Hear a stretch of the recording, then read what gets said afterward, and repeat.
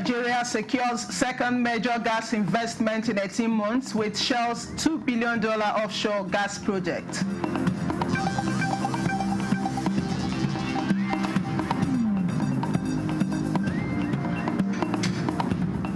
Vice President Kashim Shettima opens Renewable Energy Innovation Forum in Abuja, urges private investment in off-grid renewable energy.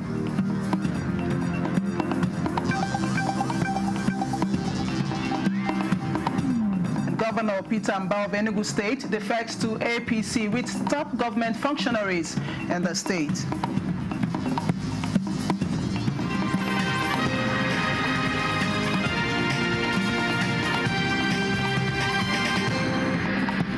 And many thanks for joining us on the news desk at 3 on NTN News 24. We are broadcasting live in Abuja. I am Chinenye Nwoye.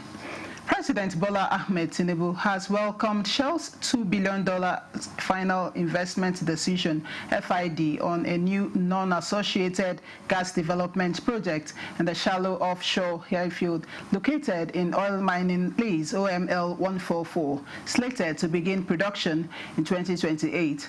The project is expected to deliver approximately 350 million standard cubic feet of gas per day, accounting for nearly a third of the feedstock requirements of the Nigeria LNG Limited Train 7 project. This landmark decision marks the third major oil and gas FID in Nigeria within the last 18 months, following the Ubeta Nag project and the Bonga North Deepwater development. With this latest announcement, total upstream investment commitments since President Tinubu took office in 2023 have exceeded $8 billion, highlighting renewed investor confidence in Nigeria's energy sector.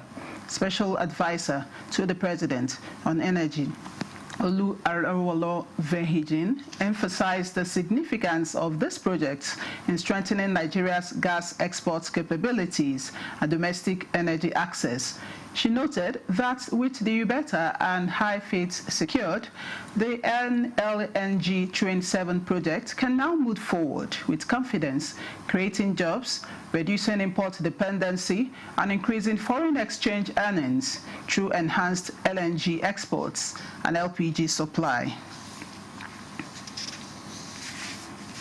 Vice President Kashim Shettima says Nigeria has exited its phase of economic instability, making this the best time for private capital to invest in the country's energy sector. He made a statement while at the inaugural Nigeria Renewable Energy Innovation Forum with focus on Nigeria First policy, facilitating local content development and manufacturing and the renewable energy ecosystem. The Vice President called on investors to channel capital into the off-grid segment as they remain the cornerstone of the national strategy for powering rural and underserved communities, and they offer a massive untapped market for sustainable private sector growth. It's an opportunity of over $410 billion between now and 2060. Of this, more than $23 billion is required to expand energy access and connect the millions of Nigerians who still live in energy poverty. But beyond access lies our grander ambition, which is to deliver a power system capable of 277 gigawatts of total installed capacity by 2060. 15 states have received regulatory autonomy to establish subnational electricity markets, with one fully operationalized. I think that is Enugu State. We are working actively with these states to ensure strong alignment between the wholesale market and the retail market. A nationwide campaign is underway to educate the public about the dangers of lead exposure, which can have severe health implications, particularly for vulnerable groups such as pregnant women and children. Experts on NTS program Good Morning Nigeria emphasize the importance of awareness and prevention, highlighting traditional cosmetics, contaminated food and water, and old paint as potential sources of lead exposure. Ekemini Williams reports. Health experts are warning about the severe risk of lead exposure, which can cause permanent harm to human health, especially in children. This concern follows devastating lead poisoning outbreaks, including a 2010 incident in Zamfara State that killed over 400 children and disabled many more, as well as cases in Niger State in 2015 and recent reports in Zamfara and Sokoto State in 2024. So you can find lead poisoning, like you said, in pencils, sometimes even in some food that we overlook. Yes, we find it in food, even contaminated sites. You see places that you're mining and the place is already polluted and people are planting there. It's growing and you're eating it. Lead is so scary, but again, lead is useful. So lead is useful. But again, just like she said, okay, for human beings, getting it into the system of the human beings is what you want to prevent. Because lead is even now, globally, one of the strategic minerals that you find from galena and all that. And people are mining lead. But again, you have to do it in such a way that it's not ingestible. It doesn't get into the blood system. Key recommendations include developing policies to guide awareness creation and enforcement efforts, building the capacity of regulatory agencies, and implementing effective enforcement mechanisms. The government is encouraged to formalize artisanal miners into cooperatives, providing access to education, awareness, and training on safer mining practices. In all the chapters of the Federation, in all the state of Federation, you have chapters, and we organize sensitization programs for miners, irrespective of whether we are members or not. So we try to, because we are talking of lead poisoning, there are some other dangerous aspects in mining, which is not issue of lead poisoning. Or this, anything that is not bringing safer mining practices can be hazardous. Illegal mining is almost, in fact, there is no how it can be stopped. It cannot be stopped, but if it cannot be stopped, let us try to introduce measures that can keep our society safe. In Abuja, Ekemini Williams, NTA News. The Director General of the Standards Organization of Nigeria, SON, Dr. Ifeanyi Chukwunonso Okeke, has called for deeper collaboration among stakeholders to drive Nigeria's development agenda through the power of standards. Speaking at the 2025 World Standards Day celebration and Walk for Standards held in Lagos, Dr. Okeke emphasized the importance of partnerships in achieving the United Nations Sustainable Development Goals, particularly SDG 17, which focuses on partnerships for the goals. Dr. Okeke highlighted that the theme for this year's celebration, Shared Vision for a Better World, reflects the urgent need for collaboration across government, industry, academia, and the civil society. He noted that SON has demonstrated this through partnerships that have led to impactful initiatives such as the rebranding of the MANCAP logo, approval of over 80 international standards for compressed natural gas, CNG, and the launch of innovative certification schemes like SONESCAP and CESCAP. He reaffirmed the agency's commitment to innovation, inclusivity, and global integration, stressing that together, these efforts will accelerate Nigeria's journey towards sustainable growth, enhanced competitiveness, and improved quality of life for all citizens. Earlier this morning, Yunusa Bena Mohammed, the head of Standards Development Department, Standards Organization of Nigeria, SON, joined us in the studio to speak more on the 2025 World Standards Day. Let's hear him.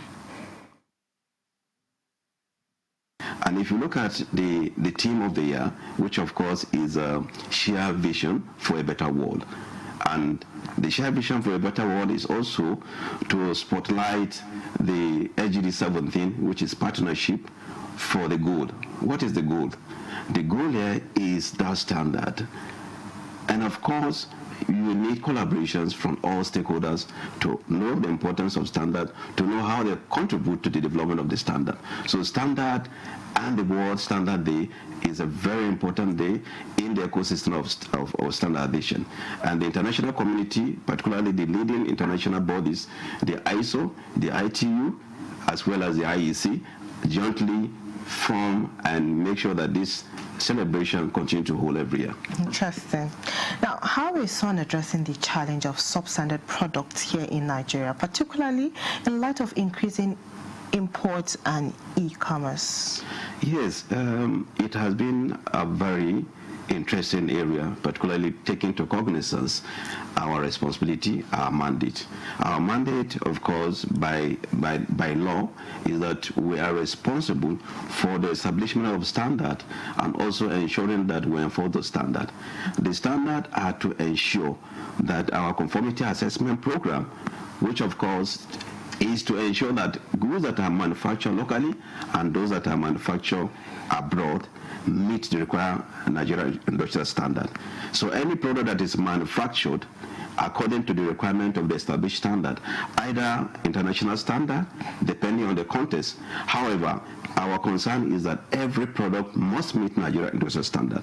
Because we are members of the global economy community in standardization, so where there is no any existing standard for a particular product, the benchmark is to use international standard to develop that standard or to certify the product.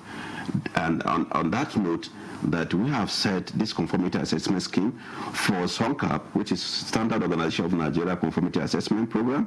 We have a locally scheme, which is mandatory conformity assessment program. So it is to ensure that products, before they are released into the market, they must meet the requirement of Nigerian industrial standard. We understand the context of Nigeria being that is a very big economy. We understand the context that situations based on economy has also make individuals to use whatever it takes to start producing outside the norms of the law. Now, looking at what we need to do, we have established state offices all over Nigeria, and these offices are sent to show that they bring the services of standardizations and quality assurance close to the community. The House of Representatives has asked an ad hoc committee headed by Speaker Abbas Tajuddin to wade into the lingering impasse between the federal government and the Academic Staff Union of Universities, ASU. Lawmakers in plenary expressed worry that the two-week warning strike declared by ASU could escalate if not addressed.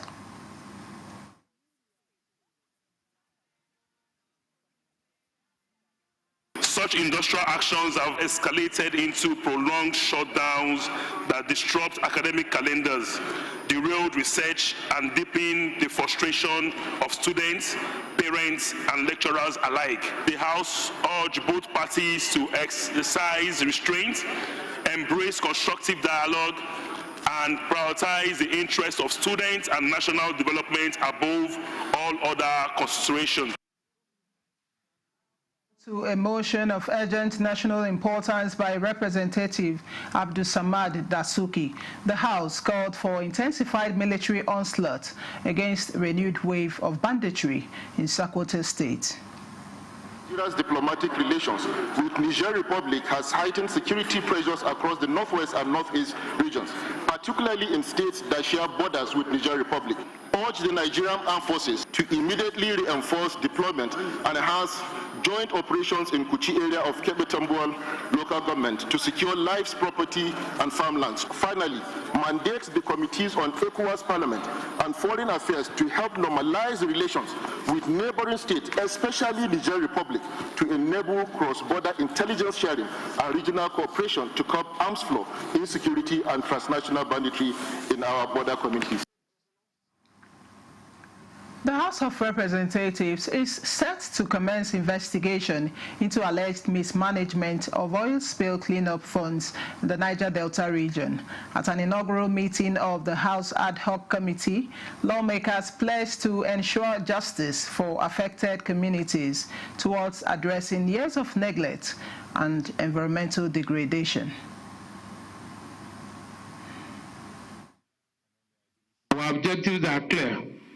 We will investigate the utilization of funds designated for environmental remediation, review the actual execution of cleanup projects, identify deficiencies in the institutional framework, and engage with all relevant stakeholders, including host communities. We have to equally understand whether there was accountability in the whole process.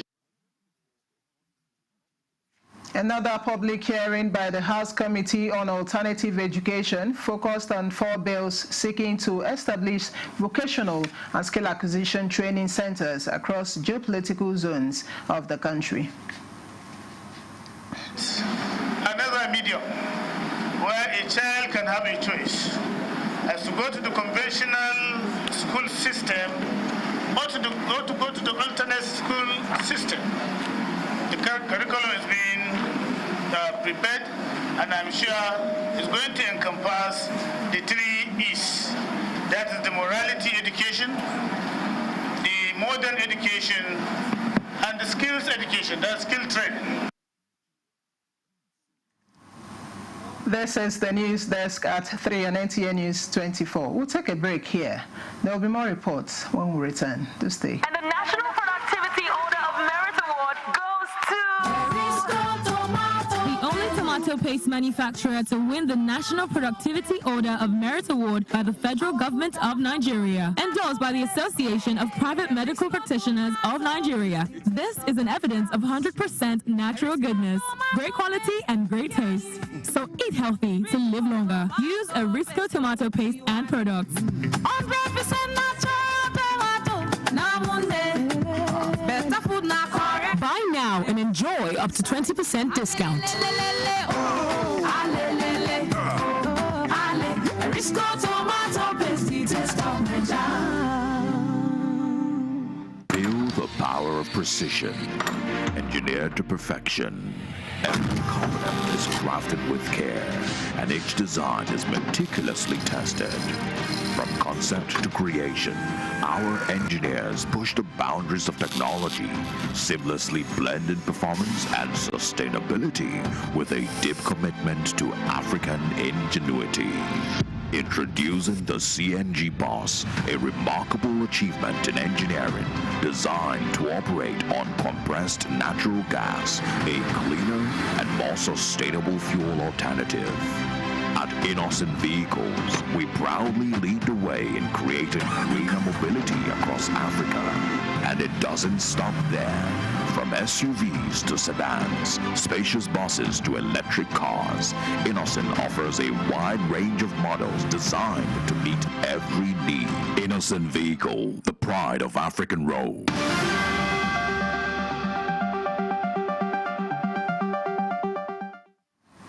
Many thanks for staying on. Enugu State Governor Dr. Peter Mbah has officially dumped the People's Democratic Party, PDP, for the All Progressives Congress, APC. He made the declaration during a statewide broadcast to the people of the state. The governor thanked the PDP for the support through the years, stressing that the shift is imperative to achieve his administration's goals. He said his decision to join the APC is to better serve the people of Enugu and align with the party's vision for development and progress.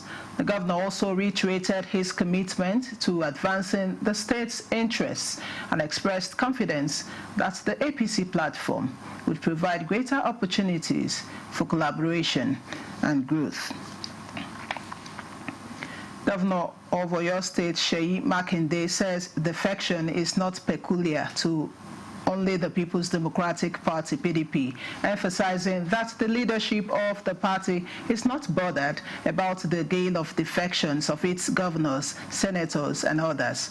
Governor Makinde, who is the chairman of the Transportation Subcommittee of the PDP's forthcoming elective national convention in Ibadan, Oyo State, on November 15 and 16, 2025, is confident the party will continue to be a strong opposition voice. Timothy Yusuf reports.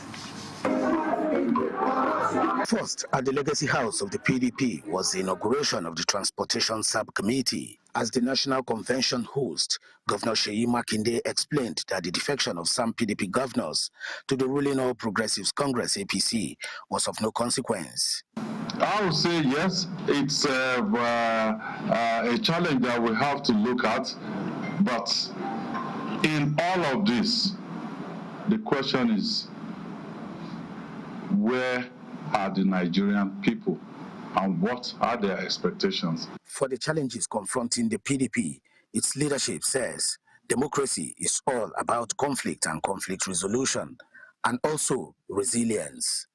Timothy Yusuf, NTA News. Young Nigerians from across the country have come together to reaffirm their commitment to the unity and progress of the nation, declaring that Nigeria's unity is non-negotiable. The youths made this declaration during a national summit held in Abuja under the umbrella of the Advanced National Integrity Movement, a platform committed to fostering patriotism and national cohesion among young people.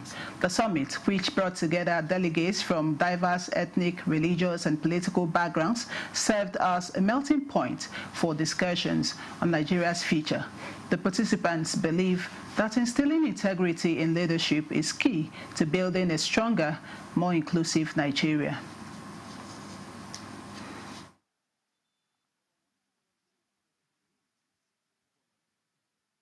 What integrity are you putting in what you do? So that's all I was saying. The young upcoming politicians, young coming businessmen, we should all put integrity and in our daily life. So why are they dividing us? So it's high time that we, the leaders of today and of tomorrow, we should talk to ourselves. We should see the reason why we should work together. We should not allow any politics or interest or whatever it is to continue dividing us. This program today is supposed to bring Nigerians together to remind us of the purpose of leadership. The reason why we're here is to ensure that Nigeria moves forward as a country. We're not here to talk about what party or what political party is in leadership. Organizers of the summit revealed that a comprehensive work plan will be developed over the next 3 months, aimed at implementing practical initiatives that positively impact communities across the country. The shift in mindset and value reorientation required to achieve Sustainable Development Goal 11 calls for deliberate effort towards raising leaders who can drive the policy through the education system. This is the view of the Director General, National Institute for Policy and Strategic Studies, KURU, Professor Ayo Omotayo, at the 2025 National Institute Leadership Course for School Leaders. Miriam Vincent Oko reports that the training, holding in Port Harcourt, Rivers State, is organized by NIPS in collaboration with Conference for Africa Studies Limited. These are principals and vice principals drawn from the South-South and South-East region. They are in Port Harcourt, Rivers State, for the second batch of the 2025 Strategic Leadership course tagged Integrating SDG 11 in the National Education Curriculum, organized by the National Institute for Strategic Studies, JOS, in collaboration with Conference for Africa Studies Limited. The aim is to provide practical framework for school leaders that will make sustainability a core value in the classrooms. Director General NIPS, Professor Ayo Omotayo, who was represented, says the training is a strategic investment into the nation's future. He says while the SDG 11 emphasizes the need to make cities and human settlements safe, achieving the goal requires fostering collaboration and peer learning among school leaders across the country. Let us work together to ensure that our schools become incubators of sustainable thinking. Our students become agents of change, and our nation becomes a beacon of resilience and innovation. Minister of Education, who was represented by Director Human Resource Management, Dr. Yusuf Said, says the ministry expects the school leaders to become champions of sustainability while introducing eco-friendly practices in the education system. This workshop, therefore, is not just a capacity building exercise, but a call to leadership and service in line with the renewed agenda of the present administration of President Bola Ahmed Tinubu, GCFR. Together, we can ensure that our unity college is not only in partnership, but also model the values of sustainable living for the future of our beloved countries. Participants are expected to go through practical steps in achieving the aim of the training. NIPS is interested in intervening in SDG 11 in ensuring that it is inculcated into the Nigerian education curriculum. Having been loaded with a lot of info on this, they are taking it back to their different communities so that be able to impart into their students. Communities and cities have the homes, have the churches, have the mosque, and so on. And we really need to take care of it. The 4-day training brought together participants from federal government colleges. In Port Harcourt, Marian Vincent Doko, NTA News. And that concludes the news desk at 3 on NTA News 24. Many thanks for watching. I am Chinenye Moe.